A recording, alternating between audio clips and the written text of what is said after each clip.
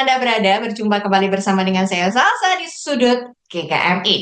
Kali ini adalah versi yang berbeda dari Sudut GKMI yang biasanya ya. Saya akan mengundang dua orang narasumber, tetapi dengan isu yang berbeda juga ya. Kali ini isunya menarik loh, Kekasih Mulia ya. Isunya yang akan kita angkat adalah seputar mental health. Kita akan bicara apa sih di Sudut GKMI dengan isu mental health ini. Dan narasumber saya ini gak ecek-ecek ya. Narasumber ini spesial sekali. Saya undang jauh-jauh dari Kota Semarang gitu. Dan beliau adalah seorang pastor, namanya Pastor Albertus Dwi Saputra. Nah, halo Pastor Albert. Halo Ibu Salsa. Wah, senang sekali ya lihat mukanya tuh brightening gitu. Dan saya juga ada di sini ada Bapak Stefanus Ardiansyah. Selamat pagi Bapak. Pagi, terima kasih. Nah, dalam hari ini Pak Stefanus Ardiansyah ini merupakan koordinator dari Youth BKSAJ ya. Nah, di Kota Jepara. Nah, kita akan bicara apa sih seputar dengan mental health ini dengan Pak Arbet dan Pak Ardi. Hari ini tuh Pak Pastor Albert ini akan mewakili HRC. Mungkin Kekasih Muria pada bingung ya HRC itu apa dan siapakah Pastor Albert ini. Kita akan bicarakan tentang mental health kok sama Pastor ya gitu. Ini kenapa? Nah, kita tak kenal maka tak sayang ya Pastor. Nah, jadi kita Ya, kenalan dulu yuk sama Pastor Albert. Jadi siapa sih Pastor Albert ini? Boleh dong Pastor kenalan dulu. iya, shalom semuanya. Perkenalkan, saya Pastor Albertus Dwi Saputra dan saat ini saya melayani di HRC Healing and Revival Center sebagai leader pastornya. Dan saya juga melayani di sebuah sinode yaitu YHS Church atau Yesus Hidup Sejati sebagai Mission and Development Pastor untuk anak-anak muda di sana. Dan saya sudah melayani anak muda sejak dari tahun 2002 sampai saat ini. Jadi baru 23 tahun saya melayani dan sampai saat ini saya punya hati yang besar buat generasi ke depan. Supaya generasi ke depan adalah generasi cinta Tuhan, takut akan Tuhan, dan berdampak buat bangsa. Itu aja sih. Wow ya, jadi ini pesternya nggak pester ecek-ecek kan ya, dia, walaupun dia bilang baru 23 tahun loh, baru 23 tahun, itu lama loh pester. Dan memang passionnya bergeraknya memang lebih banyak di anak-anak muda ya. Iya. Ya tuh tampilannya tuh fresh, anak muda banget, ala anak muda banget gitu. Nah, ngomongin tentang HRC, tadi kan disebut ya. Saya Hmm. sempat tanyain juga ke Pastor Albert, Pastor HRC apaan sih gitu. Hmm. Nah, kata Pastor namanya Healing and Revival Center. Nah, Hmm. ini sebetulnya HRC itu bentuknya kayak apa sih Pastor? Ya, bentuk dari HRC atau Healing and Revival Center itu adalah sebetulnya wadah ya di mana ini sebuah kegerakan dari sinode dan ini ditujukan untuk interdenominasi atau untuk tubuh Kristus lainnya karena kita rindu untuk jadi berkat buat sesama dan kenapa pakai nama Healing and Restoration Center karena kita berharap bahwa dengan wadah ini banyak orang-orang yang dipulihkan, banyak orang-orang yang disembuhkan, banyak orang-orang yang setelah dipulihkan dia jadi berkat, bisa membangkitkan yang lain dan jadi berkat pastinya. Jadi visi utamanya itu sebetulnya untuk HRC Nusantara. Oke, dan ini kan memang basisnya ada di Semarang ya. Ya, Tapi ya. dan menariknya tadi sebetulnya ada sebuah kegerakan yang memang dikerjakan bersama HRC ini dan ini tuh Hmm, udah dikerjain lama dan sempat hmm, vakum. Dan betul. ketika Pastor Albert join bersama Hmm, dengan YHS ini akhirnya kegerakan ini mulai diaktifkan kembali nih, dihidupkan betul. kembali Hmm, ya. Dan itu baru 2024 ya iya, betul. dan udah mulai aktif lagi. Nah, Betul. eh, di dalam apa aja sih pesta yang biasanya dikerjain sama HRC? Boleh tahu nggak? Hmm. Ya, sebetulnya kita bisa memperlengkapi teman-teman pemimpin ya, atau mungkin kota-kota yang mungkin membutuhkan apa nih, misalnya yang dibutuhkan mental health. Kita punya apa ya networking, kita punya pembicara yang saya rasa punya berkompetensi di situ ya. punya kompetensi di situ akan memperlengkapi. Jadi bukan sekedar oh dia hanya sekedar mengajar atau berbicara saja, tapi benar-benar secara kehidupannya ya dan materi yang disampaikan adalah memang hidupnya sendiri gitu. Jadi kita berusaha untuk memperlengkapi. Kayak contohnya ke depan ada yang membutuhkan media misalnya. Ya kita punya orang-orang yang memang punya kompetensi di situ dan bisa memperlengkapi teman-teman yang bergerak di multimedia, kita juga bisa equipping di situ. Kita juga sudah tersertifikasi dengan UC Maxwell apabila ada kota-kota atau daerah-daerah yang membutuhkan, kita membutuhkan nih untuk di training, misal ada workshop tentang leadership, kita bisa bantu gitu loh. Kita bisa equip juga Wow, karena kita sudah tersertifikasi. Jadi wow, wow, wow. eh, untuk HRC ini kita seperti itu sih. Jadi Wah, rindulah menarik untuk jadi banget berkat nih. buat kota-kota, buat daerah yang butuhkan, kita siap untuk support. Oke, nah ini menjadi penyemangat juga ya buat Radio Hmm. Muria yang ke depan kita juga lagi semangat-semangatnya nih. Kita lagi ngerancang-rancang untuk bikin-bikin workshop gitu kan ya Hmm. buat jemaat, buat masyarakat Kota Jepara Hmm. juga dan rindu juga untuk berbagi lebih banyak lagi. Nah, nanti kita akan Hmm. join lebih banyak ya sama HRC sekali masih ada nantikan ya sesuatu yang menarik bersama dengan HRC. Kerjasama kita nggak akan Asik. berhenti sampai sini. Sih.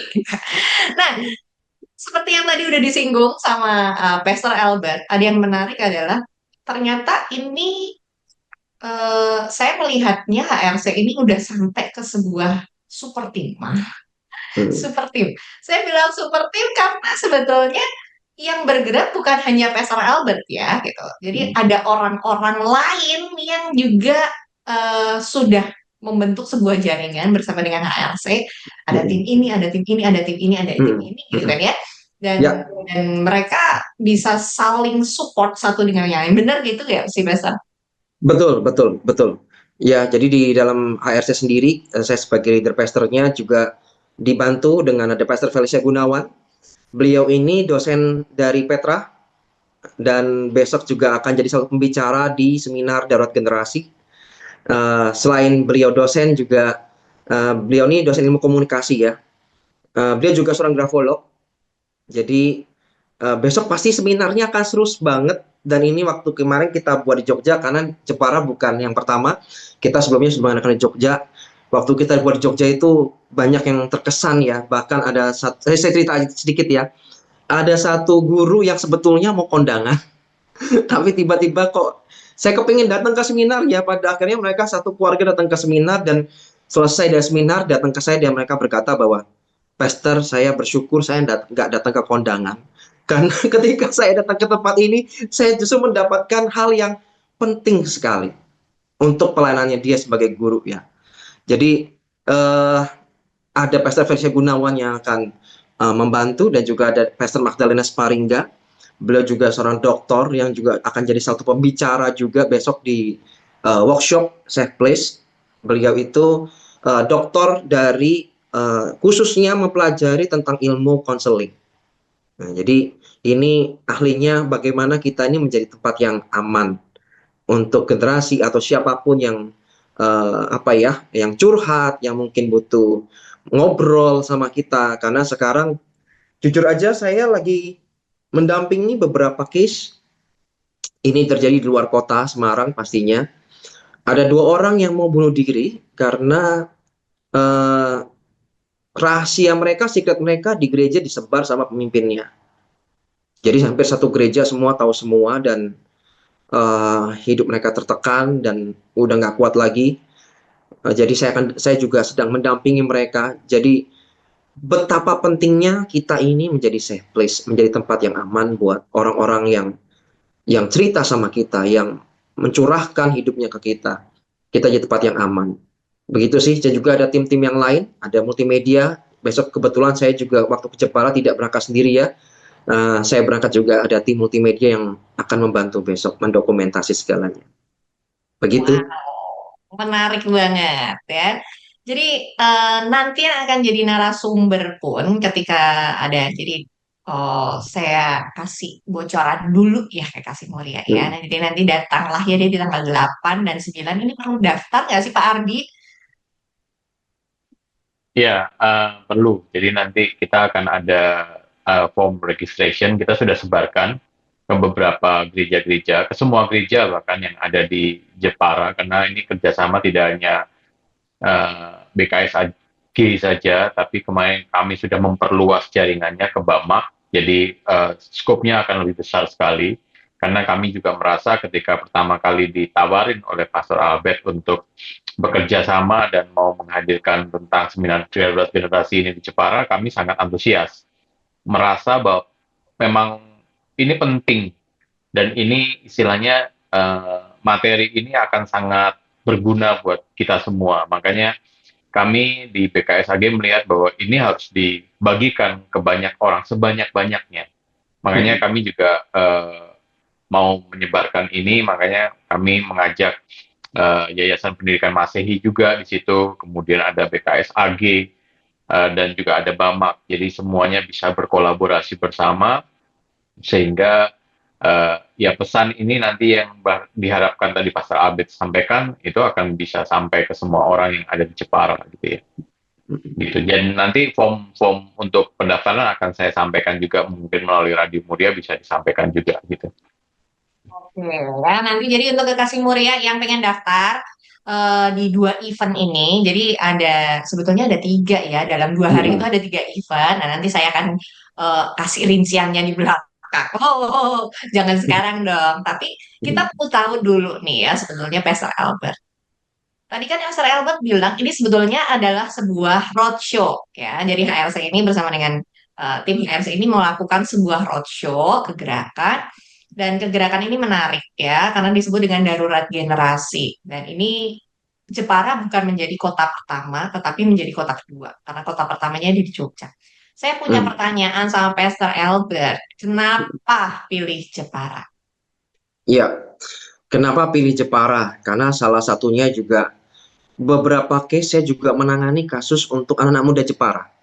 Jadi konselingan saya juga ada di Jepara sih.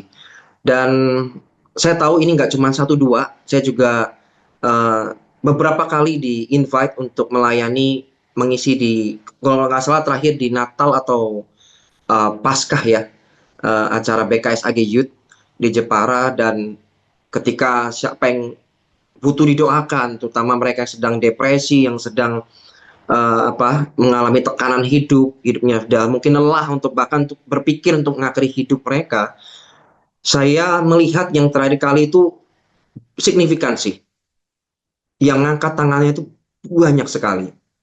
Dan dan kenapa kok harus diadakan?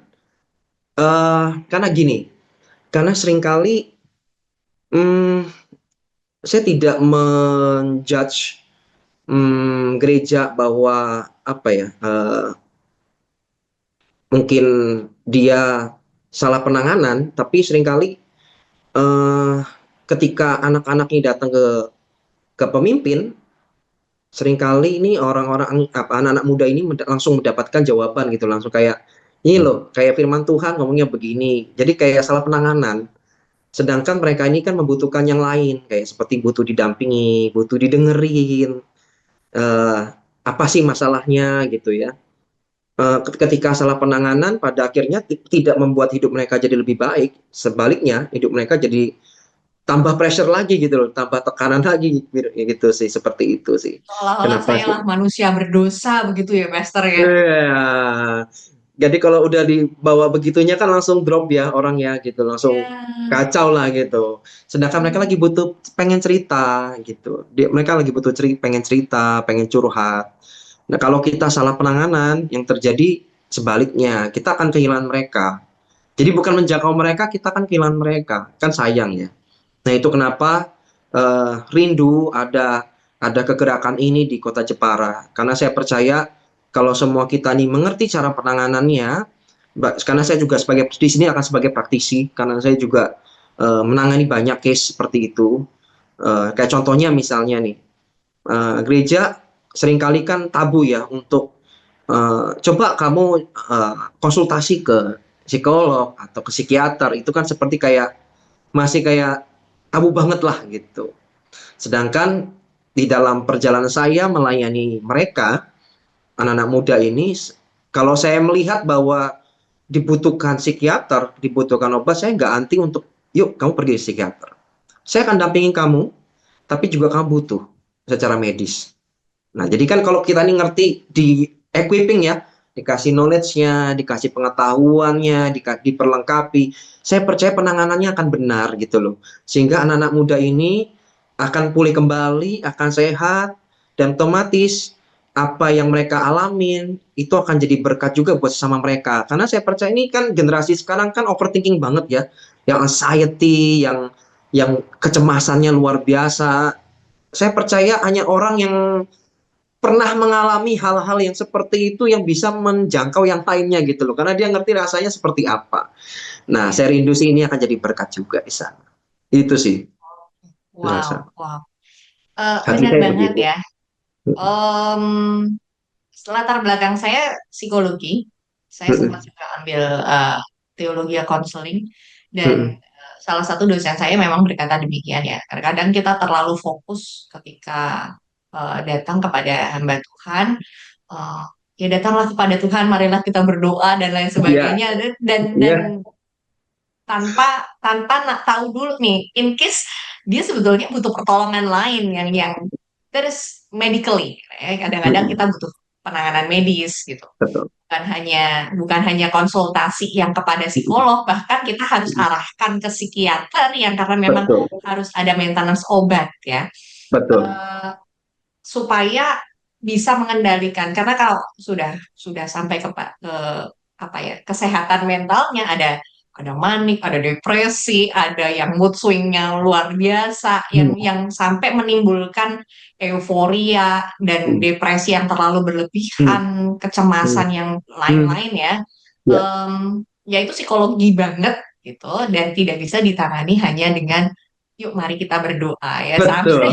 saya akhirnya kita rasa kayak kalau nggak gitu, oh berarti gue berdosa banget ya gitu kan. Kalau aku nggak datang kepada Tuhan karena kesannya kan kayak Tuhan bisa menjawab dan memulihkan aku secara instan. Ya bisa saja, tetapi Hmm, sometimes in beberapa case itu tidak bisa ditangani dengan cara yang seperti itu. betul. Betul banget kata kayak yang disampaikan sama Pastor Albert ini. Jadi perlu sekali ya untuk bukan hanya kita yang praktisi gitu ya. Hmm, Kalau kita yang praktisi sih, oh tahu nih, oh, kelihatannya dia lebih butuh ini deh daripada hmm, hanya sekedar didoakan. Didoakan hmm, itu hmm, menjadi sebuah kewajiban ya buat kita, ya, tetapi ada penanganan-penanganan lain yang perlu juga betul, disampaikan. Nah, jadi betul. mungkin untuk guru, untuk orang tua, Ya, kemudian juga untuk pendamping ya, hmm, misalnya hmm, youth leader, youth facilitator, terus buat kids pun ya, kids karena ya, ini sekarang ya, kesehatan mental juga udah mulai merambah ke anak-anak loh. Sekarang setuju, anak-anak setuju. usia di bawah 12 tahun ya, kita masih Hmm, bilang hmm, kids gitu ya. hmm, hmm, Mereka hmm. udah punya kecemasan yang tingkat tinggi tuh. Gara-gara Betul. tontonan misalnya, gara-gara Ya, case-nya banyak ya Pastor ya. banyak, banyak. Dan makanya nanti waktu di seminar saya akan cerita case-nya. Eh, bahkan ada satu case yang saya tangani yang sampai eh, dia kebas dari ujung kepalanya sampai ujung kakinya karena eh, terjadi sesuatu dalam momen yang sama. Nanti besok saya ceritanya di seminar ya. Wah, ya Eh, ya ya, penting itu tuh. itu itu kenapa juga untuk yang lain kasus-kasus yang lain juga makanya kita harus hati-hati dengan cara cara kita berbicara sama sama orang karena kita lagi nggak ngerti ini dia ini lagi ngalamin situasi yang seperti apa kayak contoh gini kalimat-kalimat ini berbahaya menurut saya contohnya ya ih gitu aja nggak bisa Uh, gitu aja kok nah kata gitu aja itu bagi kita mungkin enteng tapi ingat bahwa kekuatan dan fleksibilitas mental seseorang itu berbeda-beda karena kan dipengaruhi oleh latar belakang ya gitu. Jadi besok akan kita obrolin di sana. Dan untuk nanti di seminar besok ini kan ada Pastor Felicia Gunawan yang seorang grafolog dan dia akan mengidentifikasi bagaimana melalui tulisan tangan kita tuh bisa mengenal anak-anak yang sedang mengalami depresi. Ya, jadi besok juga nih mumpung di Radio Muria Jepara, mungkin bagi orang tua, youth leader, para pastor yang besok bergabung di acara seminar, please bisa membawa tulisan tangan anaknya, atau membawa tulisan tangan muridnya, atau membawa tulisan tangan jemaatnya, karena di situ kita kan langsung praktek aja, supaya nggak lama-lama kita langsung praktek. Oh, jadi ini depresi. Oh, ini masuk depresi. Oh, ini ringan, sedang, berat. Karena gini, menariknya adalah di contohnya ya, contohnya ada beberapa case di satu kota, saya nggak sebut kotanya ya supaya aman ya. Itu ada satu kasus di mana melalui tulisan tangan sudah kedetek ini orang depresi berat, bahkan sudah mau ke arah ke bunuh diri, dan bahkan sudah diketahui bunuh dirinya dengan cara apa. Oh, Dan dari puji tulisan Tuhan, tangan itu. iya, and it happens, dan itu terjadi, tapi kan kita sudah mengantisipasi. Nanti biar Pastor Felicia Gunawan yang cerita besok di seminar. Ini saya cuma kasih kulit-kulitnya aja supaya menarik gitu ya. Dan karena sudah beliau sudah berbicara dengan guru dan teman yang dianggap dekat, jadi mereka sudah waspada. Jadi ketika itu terjadi, ya puji Tuhan selamat. Jadi sampai hari ini anaknya terselamatkan, masih hidup. Puji Tuhan. Kenapa kita concern tentang hal-hal seperti ini? Karena ini sepertinya seringkali jarang diangkat, jarang dibahas. Padahal angka untuk bunuh diri itu cenderung meningkat. Di tahun 2024, setiap hari nyaris ada 3 kasus bunuh diri sebetulnya. Sadar tidak sadar ada sekitar 800 sampai 900 kasus. Ya, itu per tahun 2024, dan diperkirakan ada 3 kasus. Jadi kalau kita ini sebagai gereja diam, sebagai tubuh khusus diam, ya harus berapa banyak lagi anak-anak muda kita, generasi muda kita akan kehilangan nyawanya. Saya berharap bahwa tentunya dengan kegerakan ini kita tidak bisa menyelamatkan semuanya karena kita bukan Tuhan. Tapi at least apa yang kita kerjakan ini kita bisa meminimalisir generasi anak orang-orang yang pengen ngakhiri hidupnya, sehingga mereka bisa tertolong, mereka punya pengharapan yang baru, mereka punya kehidupan yang baru pada akhirnya. Dan apapun masalahnya, percaya bahwa ada kemenangan yang Tuhan sudah sediakan. Itu sih, Bu. Wow, isu kesehatan mental ini menjadi sangat menarik ya Kak Kasimur ya, karena apa yang kita bahas ini sangat relate sebetulnya di dalam kehidupan kita sehari-hari saat ini. Dan yang menjadi concern saat ini adalah em, tidak hanya apa ya, menerpa orang-orang dewasa. Artinya yang mereka mungkin korban PHK lah ya, atau korban kekerasan dalam rumah tangga. In case lah, kita di berita itu setiap hari ada aja gitu ya, berita-berita tentang itu, bapak tembak anaknya gitu kan, gara-gara eh, iri sama Betul. kehidupan mantan istri gitu. Itu banyak loh, maksudnya eh, fenomena-fenomena itu terjadi di kalangan orang dewasa. Tetapi sekarang udah mulai bergeser nih. Karena apa sih? Bergeser ke anak-anak muda. Ya. Bisa karena tuntutan pelajaran. Itu mengerikan loh ya. Jadi kurikulum yang sekarang ini kan memang agak pressure sekali ya. Dan itu menjadi concern sekali. Dan anak-anak muda ini, anak-anak eh, ini serasa kayak aku nggak cukup kuat deh untuk Ya. bertahan dan apa ya menghadapi setiap challenge ini. Kalau misalnya orang tuanya nggak suportif, misalnya orang tuanya hanya bisa menuntut ya yang seperti yang tadi Pastor Albert bilang gini aja nggak bisa gitu. Hmm. Anaknya tuh merasa tambah pressure gitu kan ya. Ya. Nah itu bisa menjadi salah satu sumber ya, salah satu sumber terjadinya depresi dan Betul. yang mengarah ke arah-arah yang lain. Betul. Bisa juga terjadi ke anak-anak. Kenapa?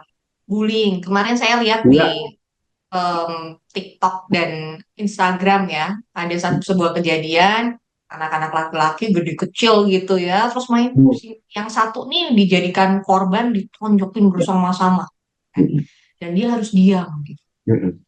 Nah, dan itu divideokan, kemudian menjadi sebuah hal yang viral.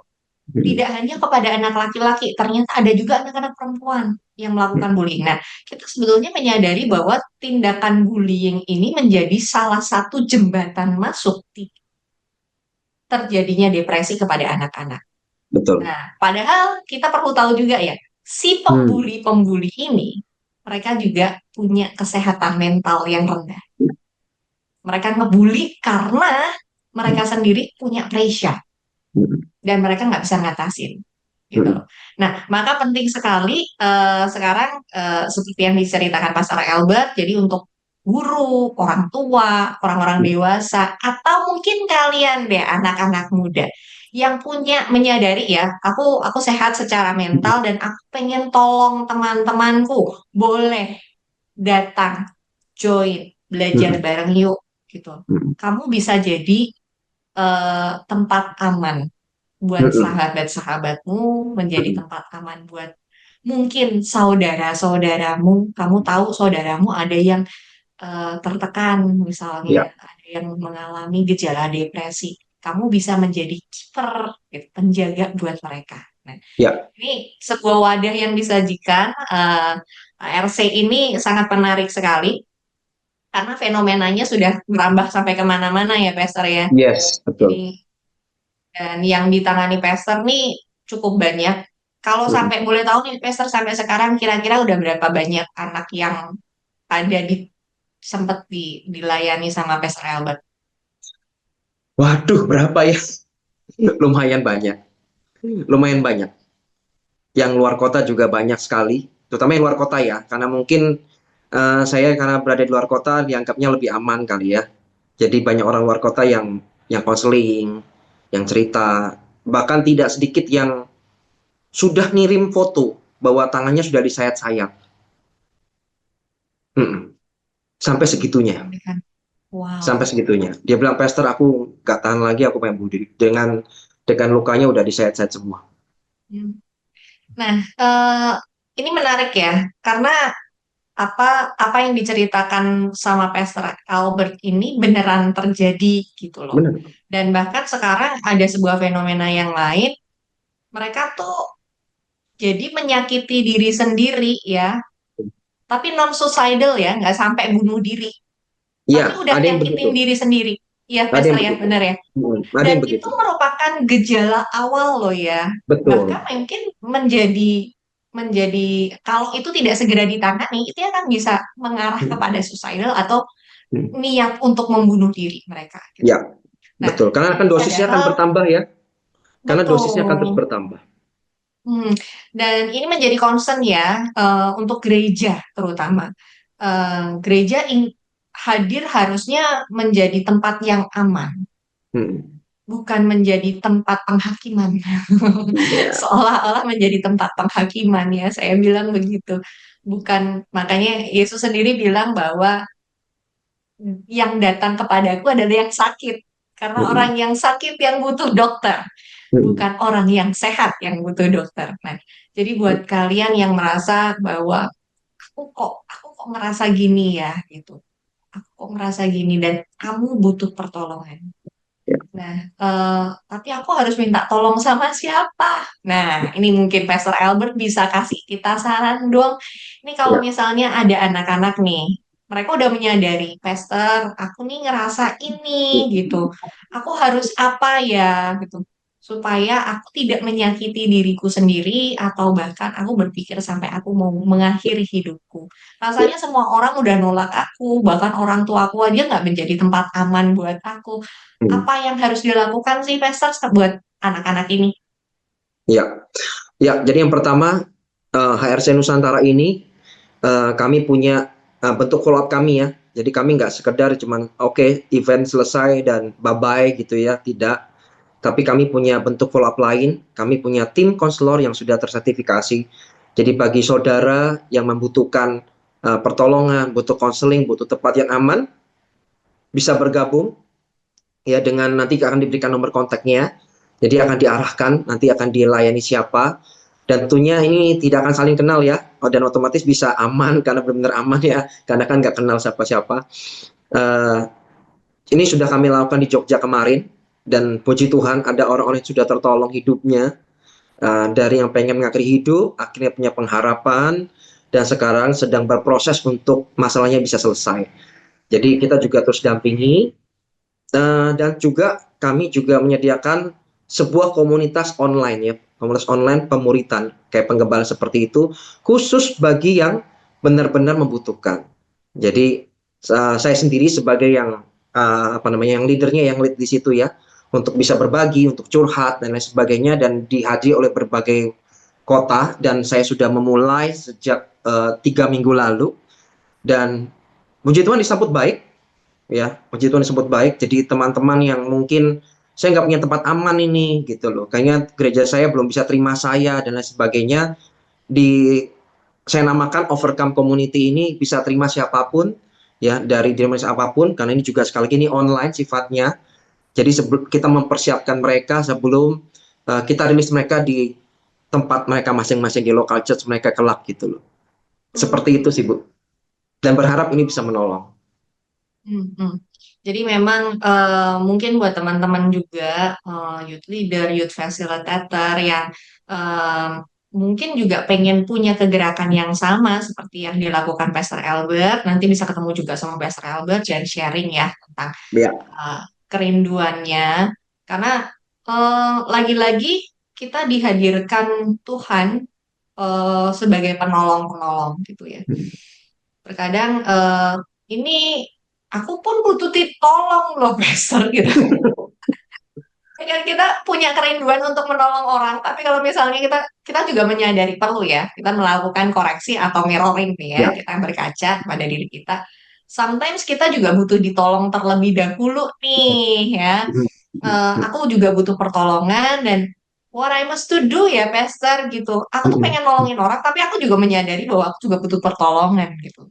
Nah, kemanakah aku harus pergi gitu. Nah, ini kan bisa menjadi salah satu apa ya, seperti pintu yang terbuka gitu. Betul. Aku pengen tolong orang, tapi kamu juga perlu menyadari bahwa aku perlu memulihkan diriku terlebih dahulu.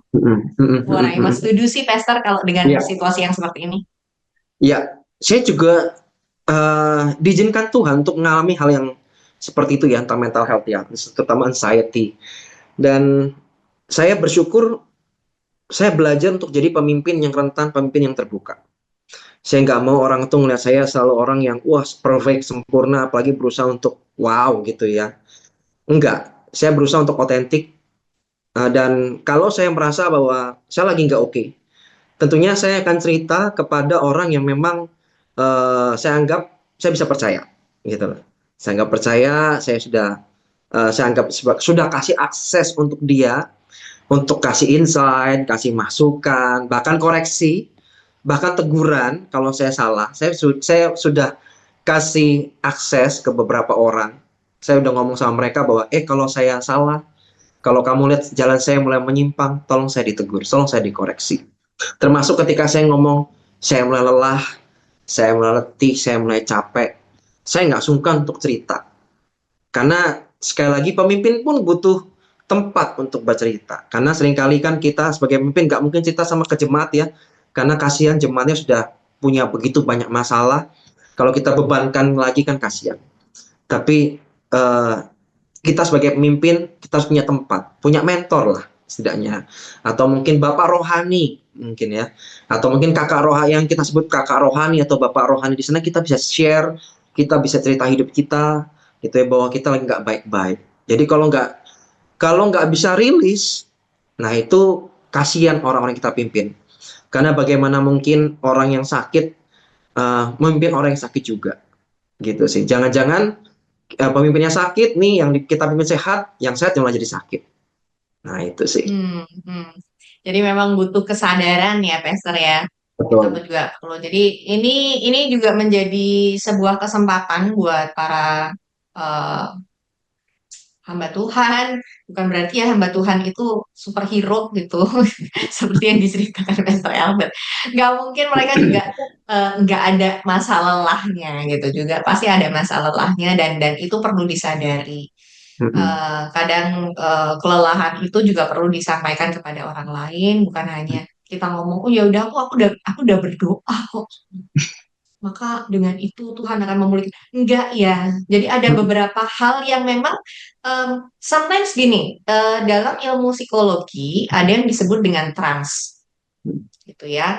Ada yang disebut dengan trans. Di situ adalah ketika seseorang itu mendengar curhatan terlalu banyak dari orang gitu, kemudian ada beban yang disampaikan, ada energi negatif, itu kan energi ya, gitu kan.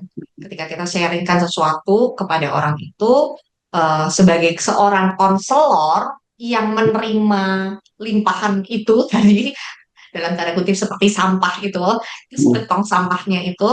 Nah, ada waktunya di mana tong sampah itu juga harus dikuras, dibersihkan. Kenapa? Kalau enggak, dia akan mengendap dan disebut dengan trans.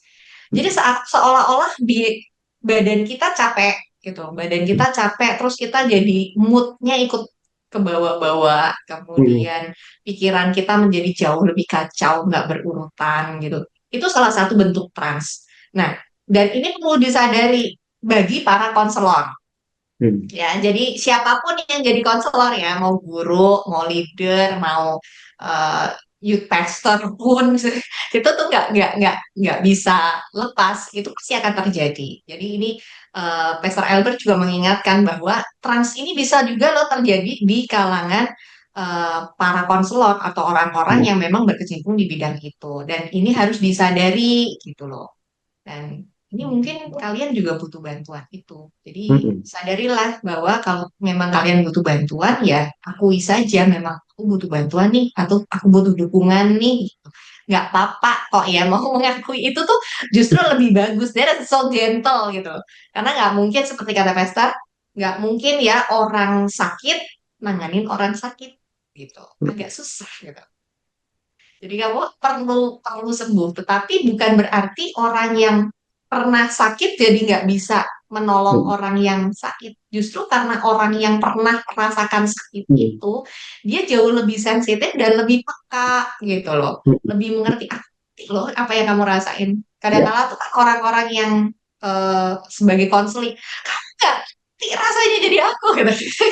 Tapi ketika konselornya ini pernah mengalami ada journey yang seperti itu. Misalnya, case-nya kan banyak ya, Pastor ya. Tadi ada yang bisa karena studi, bisa karena keuangan, bisa karena broken heart. Kita nggak tahu ya kesehatan mental dan seberapa orang tough itu berbeda-beda. Jadi penting sekali kita untuk membangun kesadaran itu. Benar nggak ya, Pastor ya? Betul sekali. Ya, betul banget lah. Jadi pentingnya kita punya tempat lah, tempat untuk bercerita ya. Karena kalau sampai emosinya udah penuh itu kan berbahaya. Jadi perlu kita kuras. Ada waktu di mana kita harus sharing. Jadi jangan pernah untuk menjadi Superman. Ya, Superman capek. Ya kan?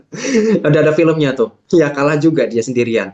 Kalau sendirian dia kalah. Tapi kalau sama teman-temannya dia menang. Demikian juga kita sebagai tubuh Kristus, kita nggak bisa sendirian. Kita butuh anggota tubuh yang lain untuk bisa membantu kita, menopang kita, gitu.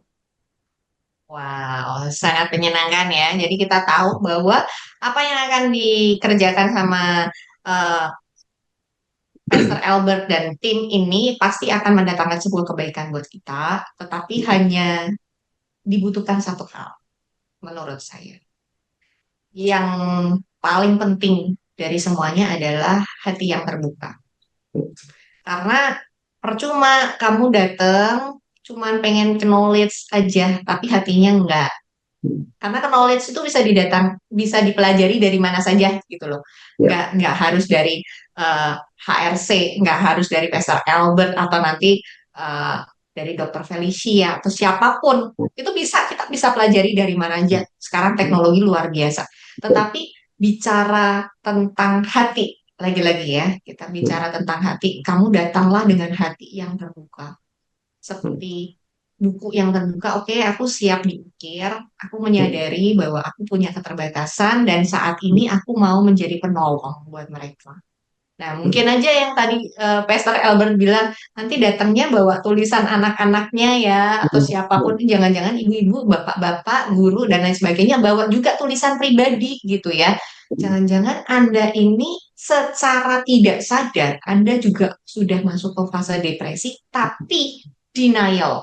Ini masalah lagi nih ya. Kita ngomongin tentang denial karena banyak case yang terjadi. eh, aku nggak apa-apa kok, gitu ya, Pastor ya. Ya, Aku betul. nggak apa-apa. Penyangkalan, aku nggak apa-apa. Aku baik-baik aja gitu. tapi ternyata kita justru yang sakit. Nah, Ya, pernah nggak sih Pastor menghadapi case yang seperti itu, bahwa bilang, aku nggak apa-apa, kok, Pastor, aku baik-baik aja. sering, sering. Gimana kabarmu? Luar biasa. Yes, yes, yes. Tapi kenyataannya kita tahu ya, maksudnya kan kalau kita nih eh, pernah ngalamin, kita ngerti bahwa tadi dibilang kayak Bu Salsa bilang, kita lebih peka pastinya, kita lebih sensitif ya. Em, saya cuma bisa ngasih insight bahwa nggak apa-apa kok. Sekali-kali kalau kamu ngomong bahwa aku lagi nggak oke loh, nggak apa-apa kok. Itu bukan sesuatu yang tabu yang bener-bener nggak boleh. Nggak apa-apa kok kamu cerita begitu, nggak apa-apa. Lepaskan, karena sering kali kita harus lepaskan topeng kita ya. Topeng-topeng kita ini kan perlu dilepas. Cuman topengnya dilepas itu kan tepat pada tempatnya. Nah, itu ketika kita bertemu dengan orang yang tepat, ceritalah. Saya sering sering begitu sih, Bu, ketemu orang-orang seperti itu. Jadi denial ya, enggak, aku nggak apa-apa kok, aku nggak apa-apa kok, nggak apa-apa. Justru kalau nggak ada apa-apa ya berarti ada apa-apa. Gitu sih. Hmm, Itu hmm. sih, jadi memang perlu, kayak Ibu bilang, bahwa perlu hati yang terbuka ya. Dan jangan denial. Kalau denial susah, karena bagaimana mungkin Tuhan itu bisa memulihkan hidup kita kalau kita yang menyembunyikan. Gitu loh. Banyak hal kita sembunyikan. Ini kayak kita pergi ke dokter, terus kita suruh dokternya periksa. Nah, periksa nih dok. Lah, sakitnya apa, keluhannya? Udah, periksa aja. Ya kan repot kalau begini. Ya kan? Jangan-jangan perut saya pusing, kepala saya mules, kan juga repot juga begitu. Alangkah baiknya kan kalau aduh dok, ini perut saya nggak enak. Nah, otomatis kan dokter akan fokusnya kan ke perut. Akan dicek semuanya dan pasti treatmentnya pasti lebih tepat. Obatnya pun akan lebih tepat juga diberikan. Jadi kalau kita nih banyak menyembunyikan, banyak secret, banyak rahasia, ya sulit buat Tuhan untuk memulihkan. Gitu loh. Kan ada quote-nya ya, keterbukaan adalah pintu awal dari sebuah pemulihan. Yaitu baru kita nih terbuka, itu tuh baru pintu awal. Belum masuk proses. Ini baru awal. Tapi masalahnya kalau pintunya tidak pernah terbuka, ya gimana cara memulihkannya? Bagaimana kita masuk ke proses penyembuhan dan pemulihan itu? Jadi perlu memang kita yang membuka pintu. Makanya kalau pernah melihat stikernya Tuhan Yesus yang ngetok pintu itu ya, coba dilihat baik-baik. Itu kan menariknya adalah dia itu nggak bisa buka pintu dari depan loh. Itu yang bisa buka pintu hanya dari dalam. Ya kan? Menariknya di kalau stiker itu kan gambar itu nggak bisa dibuka dari luar. Yang bisa buka pintu dari dalam, hanya orang yang di dalam yang bisa buka pintu itu. Hmm. Ini simboliknya bagus. Bahwa ini tergantung kita sekarang. Saya percaya Tuhan pengen memulihkan kita. Tuhan pengen menyembuhkan kita. Tapi satu hal, selama kita nggak membuka pintu, sulit bagi Tuhan untuk memulihkan hidup kita. Itu sih. Wow, ya, benar banget ya. Jadi lagi-lagi datanglah dengan hati yang terbuka gitu. Karena Tuhan tuh nggak bisa tolong aku, bukan, bukan ya, Tuhan nggak bisa tolong kamu. Kamu yang belum mau menyediakan dirimu, belum mau membuka hatimu untuk Tuhan boleh masuk dan mengubahkan kamu, memulihkan hidup. Mm-mm. Dan ini menjadi kesempatan yang baik ya, dalam sesi yang luar biasa ini, HRC, tim HRC boleh datang. Nanti timnya banyak ya, Pastor ya. Mm-mm. Dan ada banyak konselor dan ada banyak tim yang nanti juga akan menjadi support system buat teman-teman yang nanti akan datang, apa yang dibutuhkan gitu kan.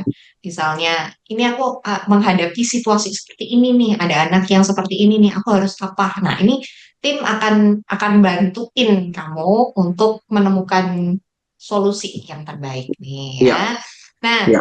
eventnya ada di 2 hari, di tanggal 8 dan 9 Agustus. Ada 3 event ya. Jadi tadi saya bilang, dalam 2 hari ada 3 event. Jadi event yang di tanggal 8 nanti kita akan ada seminar ya, Pastor, itu sebutnya.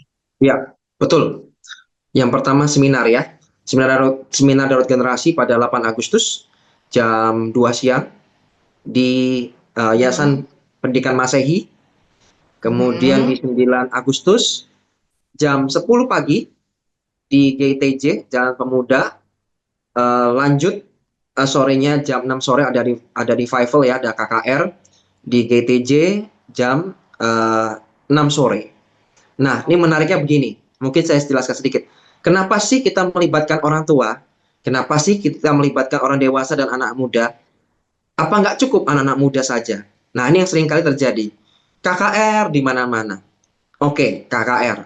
KKR fungsinya untuk membangkitkan api yang sudah mulai padam gitu ya, dibangkitkan kembali, dibuat semangat lagi. Tapi kalau api itu tidak dijaga dengan baik, itu garansi cuma 1 sampai 3 bulan, maka semua akan selesai, akan padam kembali. Dan kalau saya memperhatikan, karena saya melayani anak muda, eh, kalau saya perhatikan gini, sulit bagi anak muda untuk bisa bertumbuh dengan baik kalau environment-nya, lingkungannya dia juga tidak mendukung. Contoh, kalau sama kita nih di gereja, kalau di gereja kita pasti memberikan yang terbaik dong. Kita pasti mengajarkan yang baik, kita akan mengajarkan hal-hal yang benar. Nah, tapi ketika mereka kembali ke rumah, mereka akan mendapati lingkungannya tidak mendukung mereka untuk berubah dan bertumbuh. Nah, itu kenapa kita berusaha menjangkau juga para orang tua, para pastor, para guru, supaya saya harapkan bahwa di mana lingkungan sekolah, lingkungan keluarga, itu mendukung anak-anak supaya bisa bertumbuh. Poinnya di situ sih, karena untuk bertumbuh tentunya anak-anak itu nggak bisa sendiri. Dia membutuhkan orang yang lebih dewasa daripada mereka. Itu sih tujuan HRC kenapa mengadakan ada KKR, ada seminar, ada workshop, tujuannya itu. Hmm. Wow, jadi nanti kita akan mulai dengan seminar dulu, darurat Ya. generasi. Di seminar kali ini kita nggak cuman akan mendengarkan Pastor Albert gitu dengan beberapa materi yang akan disampaikan, kesaksian yang akan diceritakan, dan banyak hal yang akan dibagikan, tetapi nanti juga ada sesi khusus bersama dengan Dr. Felicia. Nah, beliau juga akan menolong kita untuk melihat ya dari tulisan tangan. Nanti kira-kira karena beliau ini dosen komunikasi, jadi komunikasinya pasti bagus banget, gitu. Iya. Seru banget gitu ya. Dan mungkin kita juga bisa belajar ya dari Dokter Felicia nanti cara ngomong yang baik gimana ya gitu. Bisa. Maksudnya supaya supaya nggak salah ngomong, jadi "Ah, gitu aja nggak bisa. Gini aja masalah begini kok digede-gedein gitu kan, supaya itu tidak muncul ya, supaya kita bisa menyampaikan sesuatu dengan lebih baik gitu, Betul. supaya nggak tambah memperparah kondisi si orang yang menjadi korban ini gitu ya. Jadi kita perlu menolong mereka, tetapi kita juga perlu diperlengkapi. Nah, nanti kita di seminar besok itu di tanggal 8 kita akan benar-benar diperlengkapi dengan sebaik-baiknya. Jadi please joining ya. Nanti Pak Ardi akan kirim ke saya linknya, mungkin kita akan sharekan juga. Jadi Kasih Muria yang mau ikutan datang seminar boleh ya, tolong nanti daftar ya. Nanti di deskripsi bisa ya. Yang kedua, nanti ada workshop. Jadi ini bentuk kelanjutan ya, Pester ya, betul ya? Betul. Bentuk Betul. kelanjutan. Kalau yang di tanggal 8 kemarin, yang di tanggal 8 kita kan baru seminarnya tuh. Nah, nanti kita akan belajar. Nah, workshop ini akan dalam bentuk latihan. Ya. Pelatihan nanti gimana sih supaya kita menjadi tempat yang aman buat para orang-orang yang membutuhkan ini ya. Saya bilang orang-orang ya pada akhirnya nggak cuman karena mungkin yang datang kepadamu bukan hanya anak-anak muda, tetapi bisa saja orang-orang tuanya. Karena gini Betul. ya, saya membayangkan em, situasi ketika saya belajar psikologi dulu. Anak itu seperti selembar kertas putih. Kemudian selembar kertas putih itu nanti akan ditulis. Siapa yang menulis? Orang tuanya, gitu kan. Jadi kalau misalnya anak-anaknya bermasalah di luaran, sometimes para psikolog ini akan melakukan sebuah cross check. Apa yang dilakukan? Mereka akan ngecek gimana lingkungan keluarganya. Ya. Betul ya, Bester ya? Betul. Nah, ini menjadi salah satu trik juga ya. Jadi ini tricky banget nih. Makanya kenapa Pastor Albert tadi mengingatkan ya. Karena lingkungan keluarga ini juga menjadi support system yang sangat penting. Makanya penting sekali untuk para orang tua, yuk datang yuk gitu. Datang belajar bareng supaya kita bisa menolong anak-anak kita. Karena mereka itu tempat amannya mereka tuh harusnya kan ada di dalam rumah Betul. bersama dengan orang tuanya. Kalau misalnya mereka tidak menemukan tempat yang aman di dalam keluarga, mereka akan lari ke yang tidak seharusnya. Betul. Kita mau mau menjaga itu ya, karena sekarang lingkungan kehidupan kita juga udah semakin chaotic nih ya, banyak gangguannya nih, distraksinya banyak banget, dan hal-hal buruk bisa saja didapatkan justru dari lingkungan yang ada di luar sana. Nah, mungkin dari Pastor Albert ada lagi nggak yang mau disampaikan terhadap dua ini? Terus nanti kan ada KKR ya, KKR udah pasti nanti akan membangkitkan semangat kita Hmm. supaya kita semakin berapi-api lagi di dalam Tuhan, punya pengharapan bahwa masalahmu itu segini, Hmm. Tuhanmu jauh lebih gede daripada setiap masalah yang kamu hadapi. Yes, true. Ya, amin. Jadi memang kalau dari saya, please jangan lewatkan, karena saya percaya ini akan apa yang disampaikan. Sekali lagi mungkin tadi saya sampaikan Bu Salsa ya, bahwa bisa didapatkanlah materi lewat AI mungkin, lewat YouTube dan lain sebagainya. Tapi satu hal saya percaya, kalau kita bersentuhan secara langsung, ya komunikasi langsung, hasilnya akan berbeda sih, dampaknya akan berbeda, Betul. akan jauh lebih signifikan. Dan nanti ada sesi Q&A yang Bapak Ibu Saudara bisa menanyakan apapun yang berkenaan ya, bagaimana kita menangani anak-anak ini, terus bagaimana mengidentifikasi dan sebagainya. Biasanya yang seru itu ada di sana. Jadi kami akan memperbanyak ya, terutama yang sesi Q&A-nya itu, karena pasti seru-serunya ada di sana semuanya. Gitu. Oke, sip, sip, sip. Mantap ya. Jadi buat Bapak Ibu yang sekarang udah nonton dan kemudian kepikiran, ya sekarang mulai dicatat ya pertanyaannya. Mulai dicatat ya. Nanti siapa tahu setelah ikut sesinya Master Albert sama Dr. Vel, nanti bisa pertanyaannya jadi bertambah tuh ya. Jadi justru akan jadi semakin seru sekali nanti di tanggal 8 dan hopefully bisa memperlengkapi ya Ya, equipmentnya tuh, senjatanya jadi jauh lebih banyak nih. Jadi betul. Anda jadi lebih siap lagi ketika akan menjadi penolong buat Hmm. uh, orang-orang yang membutuhkan ini. Mungkin Hmm. dari Pak Ardi, Ya. yang mewakili dari PKSAG juga, dari tim, harapannya apa sih dari kegiatan ini? Ya, ya sebenarnya ini adalah menjawab doa kami ya, Youth BKSAG waktu tahun sebelumnya kita sempat mengadakan survei ke teman-teman sebenarnya apa sih yang pengen kalian dapatkan dari Youth BKSAG gitu ya. Salah satunya yaitu seminar tentang mental health. Dan tahun ini doa kami terjawab gitu ya. Jadi Pastor Albert ketika hubungi saya pertama kali, wah ini kayak jawaban dari Tuhan gitu ya, tentang apa yang dirindukan juga oleh teman-teman waktu itu gitu ya. Tapi ternyata memang melebar, jadi artinya ini adalah makanan bergizi yang akan disajikan oleh Pastor Albert dan tim buat kita semua. Jadi ini harus kita lahap habis gitu ya. Makanya kita juga nggak pengen kita makan sendiri, kenyang sendiri, tapi kita ingin bagikan ke semua orang yang ada di Jepara. Makanya pertama kali yang saya pikirkan waktu itu, oh saya harus ada di sekolah nih, gitu ya. Karena disitulah kita bisa dapat guru, dapat teman-teman juga di situ, terus kemudian orang tua, gitu ya. Kemudian juga gereja bisa berkumpul di sana. Kebetulan kita akan disupport oleh Yayasan Pendidikan Masehi yang dia punya gedung serbaguna, jadi kapasitasnya di situ. Makanya kenapa kami perlu mendata sebenarnya, karena untuk mempersiapkan tempatnya, gitu ya. Jadi dan juga ini kemarin juga sempat ada perubahan jadwal yang seharusnya jam 10 sampai jam 12, ternyata harus kita geser karena yaitu guru-guru itu bilang, Pak, kalau bisa diadakan setelah jam belajar mengajar dong, supaya kami tetap bisa mengajar paginya, siangnya kami bisa ikut gitu ya. Artinya ya semua orang sudah menyadari mental health ini penting sekali. Jadinya ya oke, kemarin koordinasi dengan Pastor Albert, oke kita bisa. Ya udah akhirnya kita rubah. Jadi untuk seminar generasi jam 2 siang diadakan di Gedung Serbaguna Pendeta Gombak Sugeng di Komplek Yayasan Pendidikan Masehi.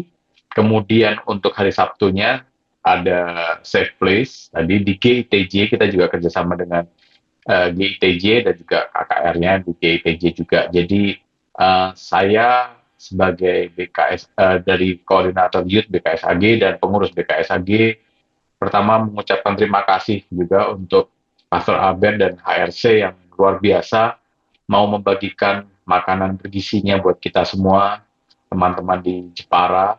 Juga terima kasih buat Yayasan Pendidikan Masehi, GITJ, dan juga BAMAK tentunya, juga BKSAG, yang mau memfasilitasi kita semua, mau membuat punya komitmen untuk ayo kita dukung acara ini, kita dukung seminar ini, karena kita merasa bahwa ya ini penting buat kita semua dan kita perlu ini semua, gitu ya. Jadi segera daftar, segera sebenarnya ini, dan satu lagi ini free, semua gratis gitu ya. Pastor Abe sudah bilang, Pak kita support habis-habisan gitu ya. Jadi itu luar biasa, misinya Pastor Abe luar biasa dan sangat membantu kita semua. Jadinya sekali lagi ini free Bapak Ibu, silakan datang. Kalau misalnya, oh saya gimana belum nggak bisa buka Google Form untuk daftar, datang aja nggak apa-apa gitu ya, datang aja silakan. 3 hari itu, dan kita sudah share ini ke semua gereja melalui BKSAG, melalui BAMAK. Jadi kalau mau daftar melalui hamba Tuhannya boleh daftar. Jadi nanti melalui BKSAG, melalui BAMAK akan berkoordinasi dengan kami. Itu aja sih dari saya. Terima kasih. Wow, ini harapannya jadi 5 roti dan 2 ikan bisa ngasih makan 5.000 orang. Wah, ini cita-cita yang luar biasa ya dari teman-teman BKSAG ini, dan hopefully ini juga bisa menjadi berkat juga untuk Kekasih Mulia. Nah, nanti saksikan ya, kita sedang berupaya ya dengan sekuat tenaga nih supaya nanti apa yang dilakukan, apa yang ditayangkan, apa yang dikerjakan sama RC nanti kita juga bisa liput bersama-sama dan bisa kita bagiin juga ke Kekasih Mulia. Dan buat Kekasih Mulia yang nanti, aduh aku pas hari itu berhalangan. Nah, gimana ya nanti? Nanti kita pikirin deh caranya ya. Supaya Anda juga tetap bisa dapat berkatnya, bisa menikmati juga curahan kuasanya. Dan yang penting lagi-lagi ya, satu lagi tadi, butuh hati yang terbuka aja gitu. Nah, nanti kita akan mengupayakan loh. Kita kan, tadi kan soalnya Pastor Albert udah semangat banget nih, free nih ya. Free ya, jadi bukan hanya masalah free-nya, karena Tuhan juga ngasih 5 roti 2 ikan juga free kan ya Pastor ya. Iya. Begitu banyak orang juga jadi free. Nah, mengenyangkan buat banyak orang, jadi berkat buat banyak orang. Begitu juga apa yang kita lakukan bersama dengan Radio Muria. Radio Muria akan juga mendukung perjalanan dari HRC ini selama nanti 2 hari ke depan, di tanggal 8 dan tanggal 9. Semoga programnya semua berjalan dengan lancar dan semakin banyak orang yang ikut terberkati ya. Jadi buat Anda-Anda yang mungkin juga, oh punya kapasitas ini nih, aku seorang konselor juga dan aku pengen join bareng sama tim HRC, boleh nggak Pas? Boleh, nanti datang aja di situ. Nah, nanti ada tim yang akan bisa jadi support sistemnya juga, ngobrol di situ gimana caranya, nanti ada caranya ya, tapi datang dulu ya, yang pasti seperti kata Pak Ardi, datang dulu. Yang bisa daftar, kalau misalnya pakai Google Form-nya kesusahan Pak Ardi gimana, nggak apa-apa, datang aja deh gitu. Nanti kita urus belakangnya. Dengan begitu banyak kemudahan yang terjadi, dan hopefully ini memang menjadi sebuah program dan kegerakan yang baik untuk kita semua, dan teman-teman bisa menikmati sesuatu yang luar biasa. Hadirat Tuhan bisa dirasakan, jamahan, puasa, dan pemulihan yang luar biasa dari Tuhan juga bisa dirasakan ya. Jadi datanglah kepadaku yang letih lesu dan berbeban berat, itu benar-benar terjadi. Dan ada support system dari teman-teman HRC, dari Youth BKSAG yang juga akan menjadi teman seperjalanan Anda untuk bisa menjadi support system, safe place buat anak-anak, buat keluarga, buat saudara Anda, buat orang-orang sekitar Anda. ya. Semoga apa yang kita perbincangkan pada pagi hari ini boleh menjadi berkat juga untuk kekasih mulia sekalian dimanapun Anda berada. Terima kasih Pastor Albert. Terima kasih Terima juga Pak Ardi ya untuk waktu dan kesediaannya. Kita bisa ngobrol-ngobrol ya panjang lebar tentang apa yang kita harapkan ya. Semoga nanti programnya dan acara yang akan dilakukan di tanggal 8 dan 9 nanti boleh berjalan dengan lancar. Terus dukung ya teman-teman yuk dukung kegiatan bareng sama Radio Muria. Ini nanti Radio Muria gabungan sama HRC. Yes. Semangat. Dan BKSAG juga dan nanti kita bisa bareng-bareng ya, guyup bareng-bareng untuk kemuliaan nama Tuhan. Terima kasih sudah menyaksikan Sudut GKMI pada hari ini. Semoga apa yang kita sampaikan boleh memberkati kekasih mulia sekalian dan mohon maaf ya apabila ada salah-salah kata dari apa yang kita perbincangkan sepanjang waktu tadi. Tuhan Yesus memberkati. Sampai jumpa lagi.